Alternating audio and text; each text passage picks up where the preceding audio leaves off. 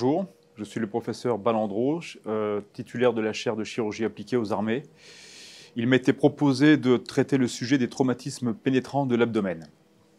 Alors classiquement, lorsqu'on parle de traumatisme pénétrant de l'abdomen, on se limite à la cavité péritonéale, puisque cette cavité est aisément accessible à une laparotomie.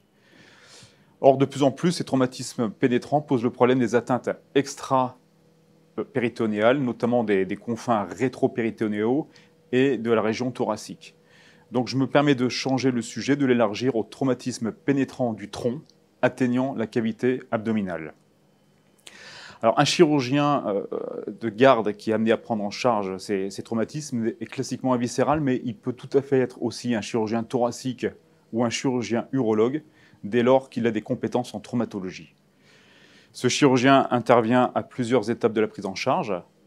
Au déchocage tout d'abord, si le blessé est instable, puisqu'il participe avec le médecin anesthésiste-réanimateur à la décision d'intervenir immédiatement ou de poser l'indication d'examen morphologique. Le chirurgien intervient ensuite à la console du scanner, cette fois plutôt avec le radiologue. Et là, à nouveau, sont discutées les indications d'intervention avec plusieurs options. Le traitement non opératoire, le traitement chirurgical, mais aussi le traitement endovasculaire qui peut précéder ou succéder au traitement chirurgical. Enfin, le chirurgien intervient de façon majeure au bloc opératoire puisque c'est lui qui mène les interventions chirurgicales.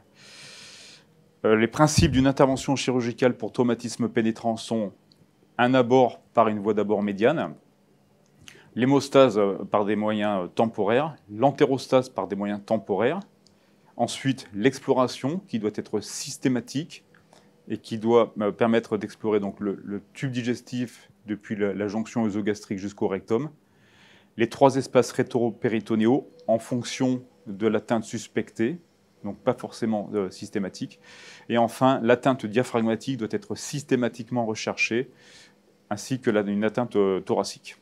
Au total, le chirurgien a un rôle majeur dans la prise en charge des traumatismes pénétrants.